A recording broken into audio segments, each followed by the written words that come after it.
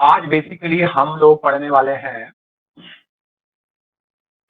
जैसा कि मैं कहता चला आ रहा हूँ, पाइथन बहुत ही पावरफुल, वर्सेटाइल और जेनरिक लैंग्वेज है। इसके अंदर आपको ऐसी-ऐसी चीज़ें मिलेंगी जिसको देखकर आप सरप्राइज़ हो जाएँगे।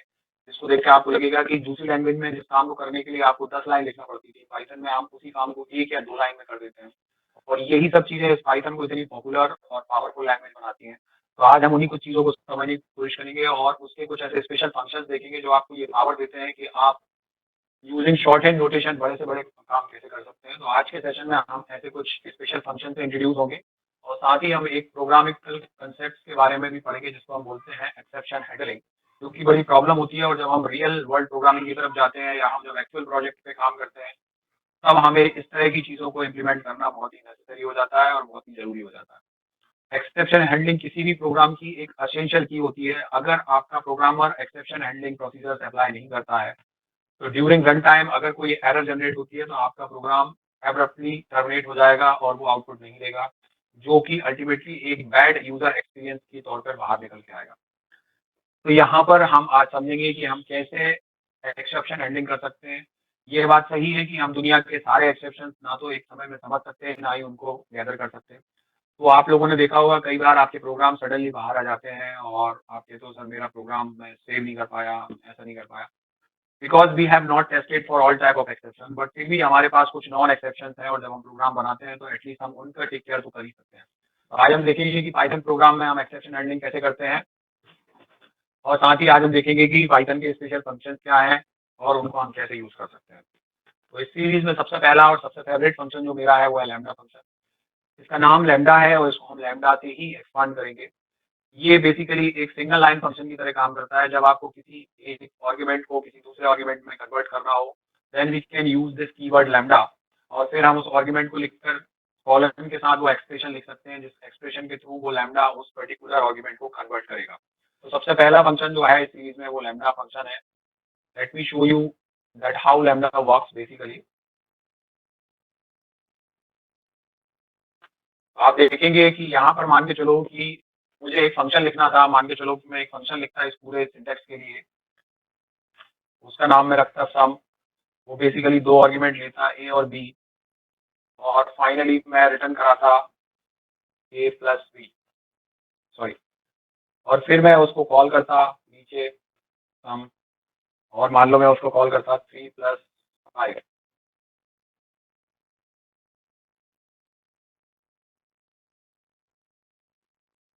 ठीक है, थोड़ी देर के लिए मैं नीचे वाली लाइंस को कमेंट आउट कर देता हूँ because I don't want to execute them and let's see how this function works.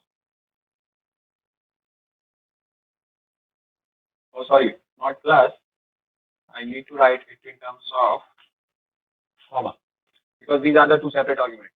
आप देखेंगे कि मैंने एक सम नाम से फंक्शन बनाया है जिसका कुछ काम नहीं है, जो केवल 2 नंबर को इनपुट में ले रहा है और उन दोनों नंबर्स को सम करके दे रहा है। हाँ, यही काम अगर मुझे सिंगल लाइन में करना है, means I want to do the same work within a single line, then how can I do. तो इस जगह पर मुझे लैम्ब्डा फंक्शन अचीव मतलब हेल्प करता है। तो आप देखेंगे इस पूरे कोड में हम कमेंटिंग दिस होल, मैंने बताया था कि मल्टी लाइन कमेंट के लिए हम ट्रिपल कोट का यूज करते हैं। इस तरीके से आप ट्रिपल कोट करके ऊपर वाले कोड को कमेंट आउट कर सकते हैं। और अब मैं नीचे वाले 2 लाइन ऑफ कोड को अनकमेंटेड कर देता हूँ।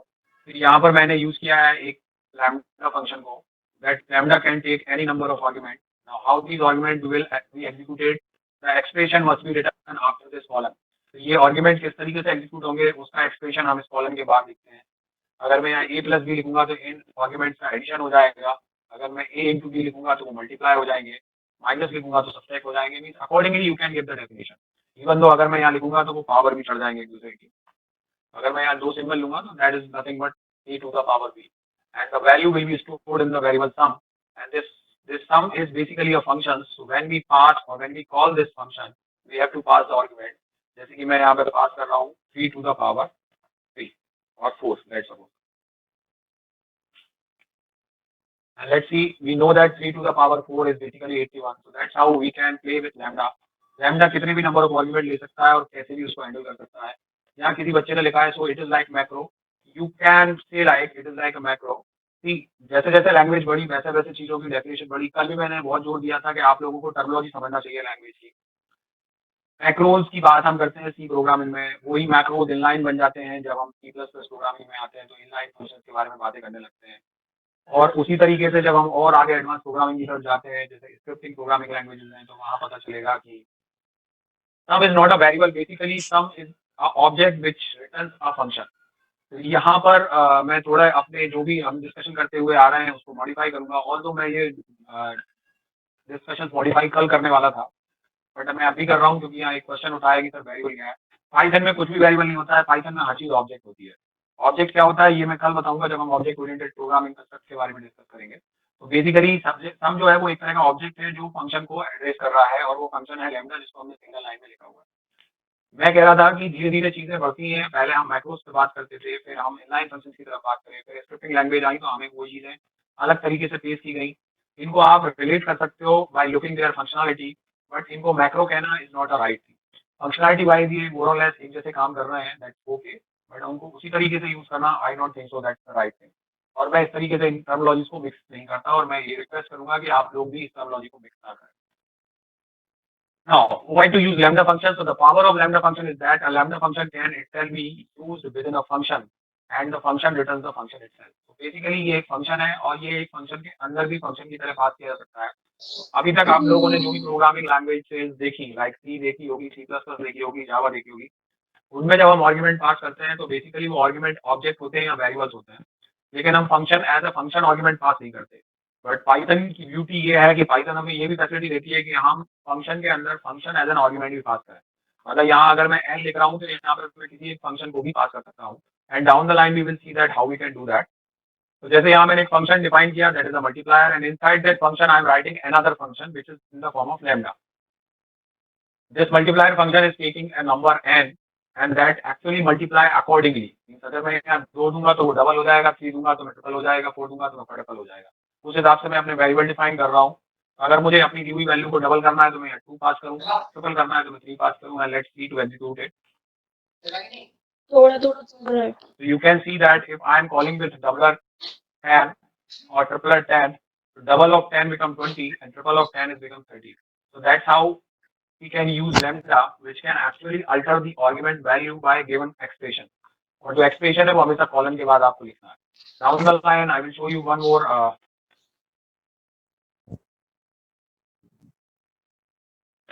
one more utility, like another function in this series in filter.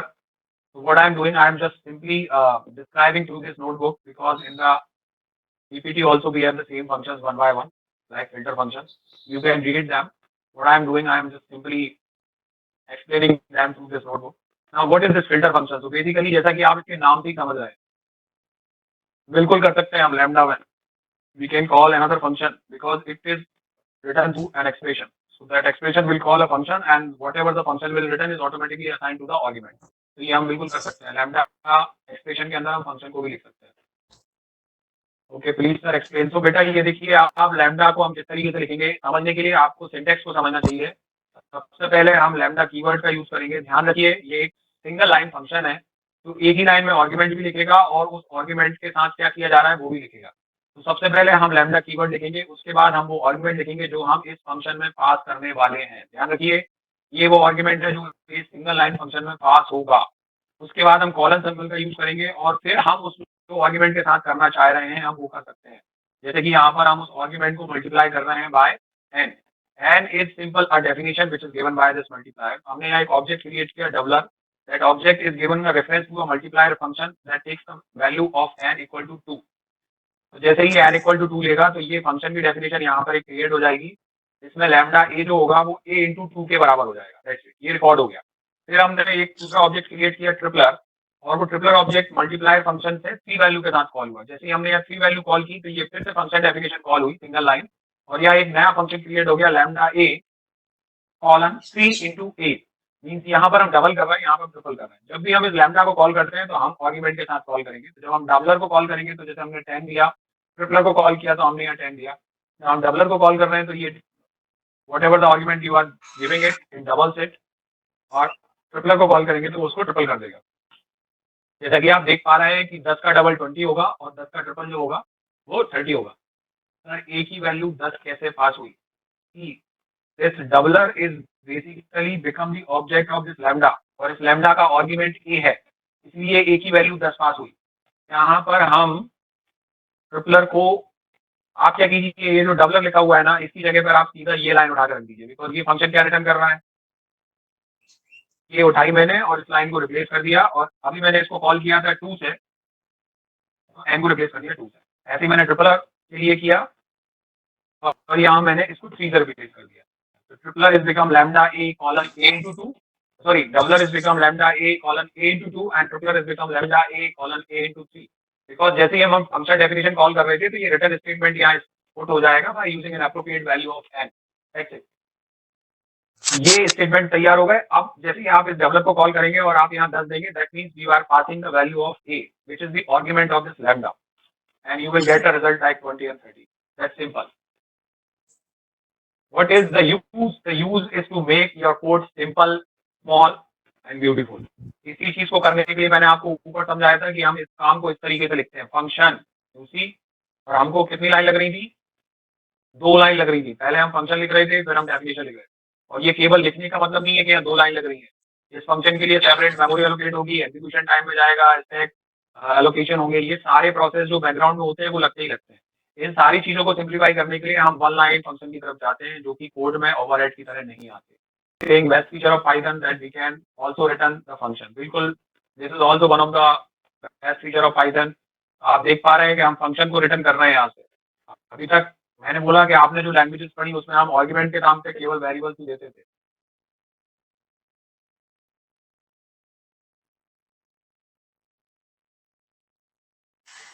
चलिए, आपको देखना है कि how we can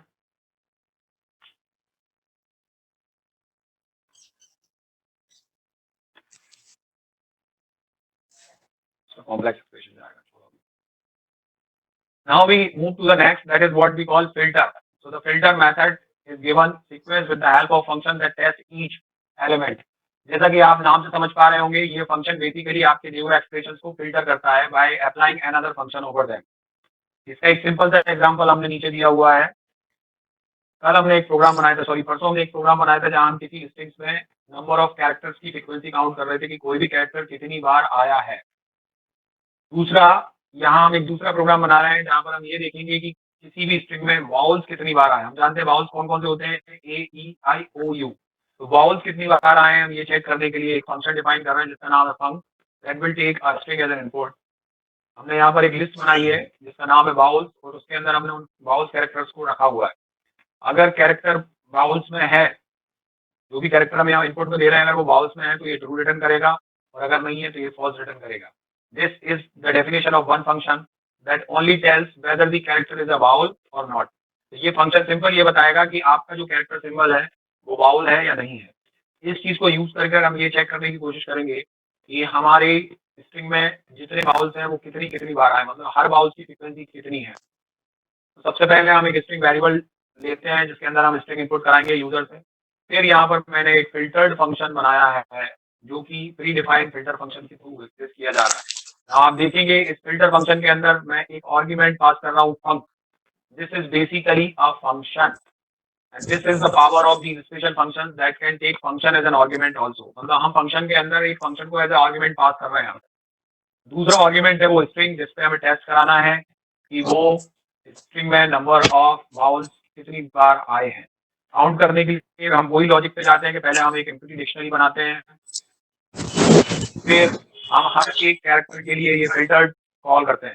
filter again, जैसे ही मैं इस फिल्टर फंक्शन को यूज करूंगा, इस फंक की जगह पर ये डेफिनेशन रिप्लेस हो जाएगी, जो डेफिनेशन ये बताएगी कि ये दिया हुआ कैरेक्टर बाउल है या नहीं है। वो कैरेक्टर मैप किया जाएगा इस स्ट्रिंग से। तो basically one by one it only returns vowels from this, because filter only returns true, function only returns true when you get vowels from this, and if you get vowels then you add them into a dictionary, और we have seen this logic कि dictionary में कैसे करना है। अगर वो की पहले से ही प्रेजेंट है, I think you should write it like keys, तो हम उसको ऐड कर देंगे, और अगर वो नहीं है तो हम उसको ऐड, मतलब पहली बार ऐड करके +1 कर देंगे, and then we can start working like that. So let me give you a string Bhopal. You see Bhopal में दो बाउल्स हैं, एक ओ है और एक ए है, ये दोनों एक एक बार आए हैं तो ये फ्रीक्वेंसी काउंट हो गई आ गई. तो फिल्टर फंक्शन को समझे आप लोग. फिल्टर जैसे इसका नाम ही है, ये बेसिकली फिल्टरिंग करने के लिए यूज होता है, जहां आपको किसी वैल्यू को एक्सट्रैक्ट करना हो, एक्सक्लूड करना हो, इंक्लूड करना हो, लाइक वाइज. नेक्स्ट एक छोटा सा प्रॉब्लम स्टेटमेंट है, इसको समझते हैं. Write a program using lambda functions to generate a list of odd numbers upon a given number. अभी थोड़ी देर पहले ऊपर एक क्वेश्चन पूछा गया था कि सर दो नंबर्स में से बिगर और स्मॉलर अगर पता करना हो तो क्या हम लैम्डा में कर सकते हैं? बिल्कुल कर सकते हैं. हम लैम्डा में कंडीशनल एक्सप्रेशन भी दे सकते हैं. ये बिल्कुल वैसे ही है जैसे हम यहाँ कर रहे हैं. हम कंडीशन चेक कर रहे हैं कि दिया हुआ नंबर ऑड होगा या इवन होगा. तो ये हम फिल्टर फंक्शन और लैम्डा फंक्शन की हेल्प से कर रहे हैं इस पर्टिकुलर प्रॉब्लम को. इस पर्टिकुलर प्रॉब्लम को सॉल्व करने के लिए आपको कई लाइन का प्रोग्राम लिखना पड़ेगा. पहले आप एक नंबर इनपुट कराएंगे, फिर एक लूप लगाएंगे, उस लूप को आप टेस्ट कराएंगे कि वो ऑड है कि नहीं है, फिर उसको लिस्ट में ऐड करेंगे और बाद में उसको प्रिंट करेंगे. मैं आपको यहाँ बताता हूँ कि अगर हम ये लैम्डा और फिल्टर फंक्शन का यूज नहीं करेंगे तो उस फंक्शन को बेसिकली हम अचीव कैसे कर पाएंगे. तो यहाँ मैं एक फंक्शन बना रहा हूँ डिफाइन फंक्शन नाम से, that will take list and that list is the number of elements में से हमको उसको फाइंड आउट करना है कि वो ऑड नंबर डाले या एक्सट्रैक्ट करे. उसके लिए मैंने यहाँ पर एक और लिस्ट बनाई जो इनिशियली एम्प्टी है, और फिर मैंने for I in list that sequence में हम ले गए. उसके बाद हमने हर उस आई को टेस्ट किया by 2 and we test whether it is not equal to 0. If it is not equal to 0, that means the number is odd. If the number is odd, then we can append it into the list L. Sorry, I. ये code बनेगा और at the last जब ये code run हो जाएगा तो हम उस लिस्ट को रिटर्न कर देंगे. आपको ये 5 लाइन लिखना पड़ेगी, 1 2 3 4 5, और अगर आप डेफिनेशन लाइन को भी लेके चले तो आपको 6 लाइन का कोड लिखना पड़ेगा. लेट्स सी जब हम इसको एग्जीक्यूट करेंगे तो मैं फंक नाम से फंक्शन कॉल करता हूँ और इसके अंदर मैं एक लिस्ट पास करता हूँ 1 2 3 4 5 6 7. That's it. थोड़ी देर के लिए हम नीचे वाले कोड को कमेंट आउट कर देते हैं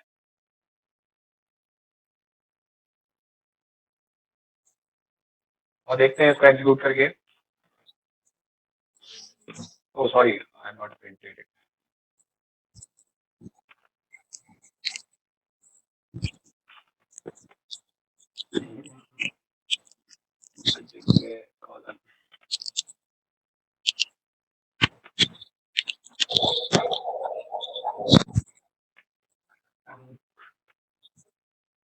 ओके,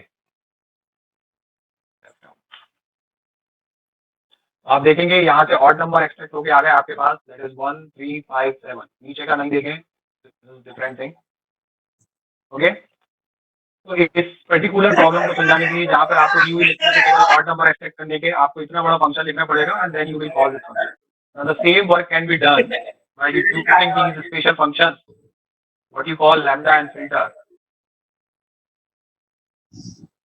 यहाँ पर मैंने एक बाय डिफॉल्ट नंबर सेट किया हुआ है 15. that will automatically generate number from 0 to 14 if I pass it in the range function, and it will extract all the odd numbers from 0 to 14 and store them in the list odd by using this filter function.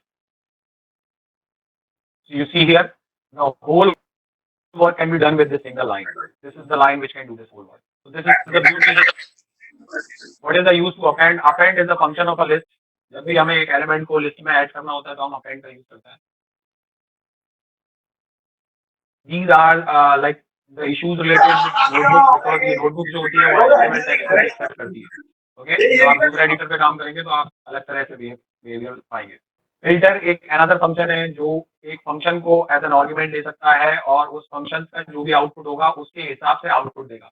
जैसा कि हमने पिछले question में देखा था, ये जो function है ये टेस्ट कर रहा था कि दिया हुआ कैरेक्टर एक बाउल है कि नहीं है. तो ये स्ट्रिंग जो भी हम पास कर रहे हैं ये 1 by 1 सारी कैरेक्टर्स को इस फंक्शन में पास करेगा and it will return true only when the given character is vowel or not, and accordingly that it filtered out, so it automatically stored all the vowels from this string into this filtered list, और उसके ऊपर हम ये dictionary apply करके उसकी frequency out कर सकते हैं. That's it.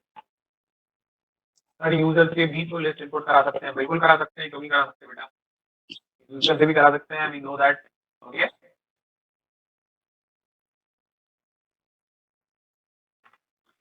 okay then let's move to next. Next function is a map.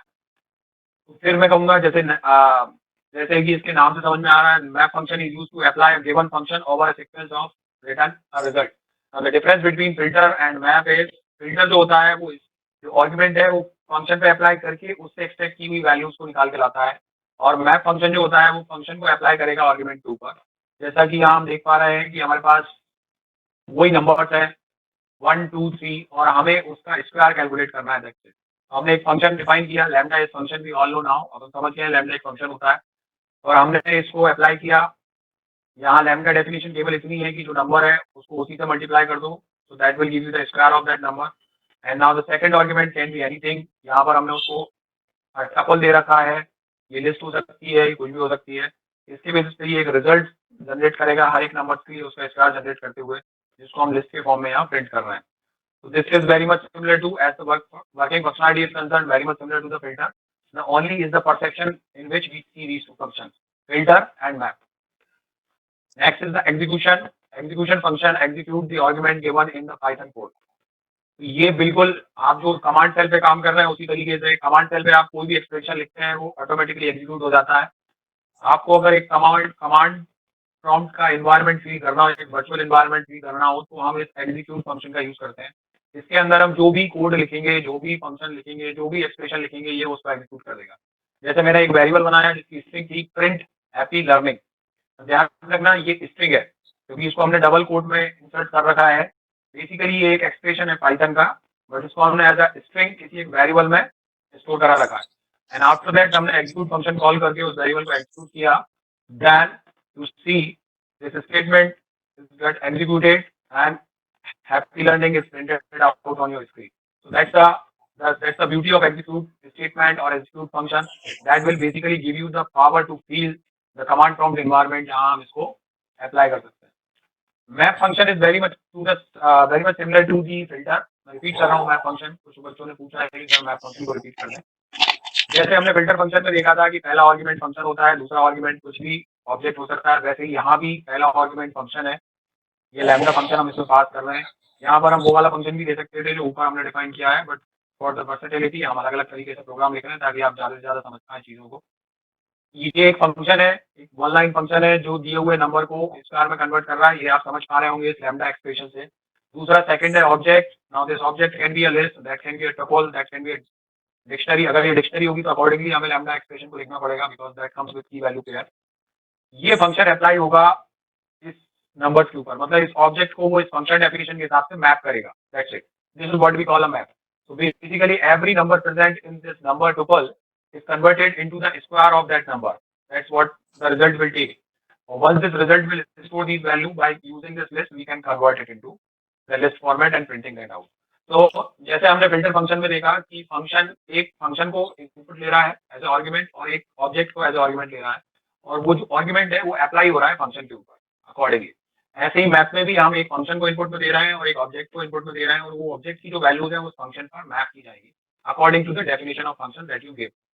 जैसे अगर मैं यहाँ पर इसको क्यूब कर देता तो ये डेफिनेशन अब क्यूब की हो गई। And now you see the cubes of numbers 1, 8, 27 and 64. That's it. The variable declaration is not necessary in Python. It is a dynamic typecasting language. बेटा यहाँ पर हम वेरिएबल डिक्लेयर नहीं करते हैं।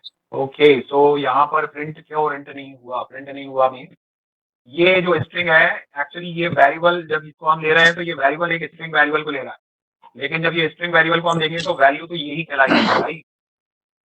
एक्चुअल एग्जीक्यूशन जो होगा वो वैल्यू का होगा, वैल्यू एग्जीक्यूट होती है। जैसे ही ये वैल्यू इसके अंदर जाएगी वो एग्जीक्यूट कर जाएगा, that is print happy learning. That's it, इसलिए वो नहीं हुआ क्योंकि प्रिंट एक फंक्शन है। Now eval function is again a replacement of execution. यहाँ पर हम एक्सप्रेशन दे रहे हैं, string expression. What if we use print code? चलिए आपको हम कराते हैं प्रिंट कोड, आपको खुद ही दिखाते हैं कि क्या मिलेगा। जादू प्रिंट में प्रिंट हैप्पी लर्निंग मिलेगा, ठीक है, क्योंकि वो एक स्ट्रिंग की तरह लिया है, उसने उसको एग्जीक्यूट नहीं किया, वो पूरा उसको कंसीडर कर रहा है एज अ स्ट्रिंग। इसलिए हम प्रिंट कोड नहीं लिखेंगे, हम क्या लिखेंगे? EXEC execute code, because execute code will execute print command and inside the print we have given the string happy learning, so it will print that out. The next is eval. जो basically mathematical expression को evaluate करने में ज़्यादा use होता है, ना कि string वगैरह को।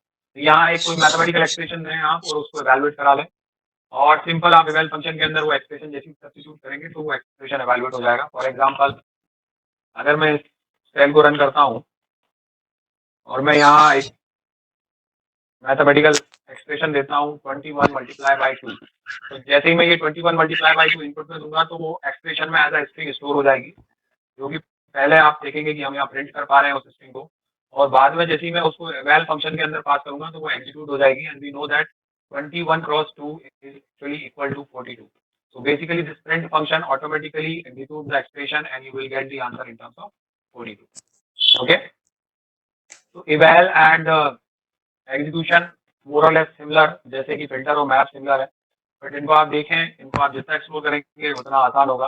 Next powerful function is what we call a zip. Zip function जो बेसिकली होता है वो लिस्ट को कंबाइन करने, डिक्शनरी को कंबाइन करने के यूज में किया जाता है। यहाँ आप दो लिस्ट को कंबाइन करके लिस्ट ऑफ लिस्ट क्रिएट कर सकते हैं, लिस्ट ऑफ टुपल क्रिएट कर सकते हैं। जैसे हमारे पास एक लिस्ट है नंबर्स 1 2 3, दूसरी लिस्ट है लेटर्स जहाँ हमने एलिमेंट दे रखे हैं A B and C, and then we are calling this zip function with first list as first argument, second list as a second argument, and we are storing a result in a variable named zip, और उसको हम बाद में print भी करा रहे हैं। तो आप देखेंगे जैसे ही हमने इस zip को कॉल किया, that zip is actually convert these two lists in the form of list of tuples। ये एक टपल के फॉर्म में आ गई। आप देखेंगे इसको हम स्मॉल ब्रैकेट से देख रहे हैं, पहला एलिमेंट पहले एलिमेंट के साथ, दूसरा एलिमेंट दूसरे एलिमेंट के साथ, तीसरा एलिमेंट तीसरे एलिमेंट के साथ, सिक्वेंशियली एक दूसरे के साथ मिलते हुआ चला जाता है। So this is what the power of zip that can merge two lists, that can merge three lists also। कोई लिमिटेशन नहीं है, आप 4 लिस्ट मर्ज कराइए, आप 5 लिस्ट मर्ज कराइए। जब आप 3 लिस्ट मर्ज करेंगे तो आपको 3 एलिमेंट का टपल मिलेगा, जब आप 4 लिस्ट मर्ज करेंगे तो 4 एलिमेंट का टपल मिलेगा। यहाँ आप देख रहे हैं कि इन दोनों लिस्ट के नंबर ऑफ एलिमेंट या हम कहें साइज ऑफ लिस्ट सेम है, बट ऐसा हो सकता है कि साइज ऑफ लिस्ट वेरी करें। जैसे यहाँ पर हम देखेंगे कि पहली लिस्ट में आपके पास 10 एलिमेंट है, दूसरी लिस्ट में आपके पास केवल 5 ही एलिमेंट है। अगर आप दो अनइक्वल लेंथ लिस्ट को मर्ज कराते हैं या जिप कराते हैं तो जो जिप्ड वेरिएबल आएगा वो स्मॉलर लेंथ का बनेगा, या जो स्मॉलर लेंथ के साथ जो लिस्ट है उसको लिया जाएगा। जैसे जब हम इसको एग्जीक्यूट करेंगे तो आप देखेंगे कि जो नया लिस्ट बना है नेम्ड जिप, जो कि टपल्स में है, उसमें केवल 5 ही एलिमेंट है, बिकॉज जो सेकंड लिस्ट थी उसके पास केवल 5 ही एलिमेंट थे। तो ये एक्सेप्ट करता है दो वेरिएबल लिस्ट को, लेकिन जब आउटपुट कन्वर्ट करेगा या जब जिपिंग करेगा तो बेसिकली ये हमेशा छोटी लेंथ की साइज के ही लेंथ को जिप करेगा।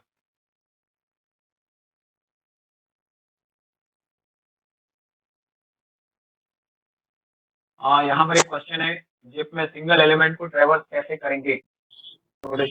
And traversing is something different. Zipping is like combining two things, clubbing them into one unit. Traversing is like कि आप एक एक करके एलिमेंट को ढूंढो कि कौन सा एलिमेंट कहाँ है, नहीं है, आप पूरे एलिमेंट को स्कैन करो। In a list, if you start from very first element and move to the last element, this is called traversing. Zipping and traversing are two different concepts. We should not club them. Okay?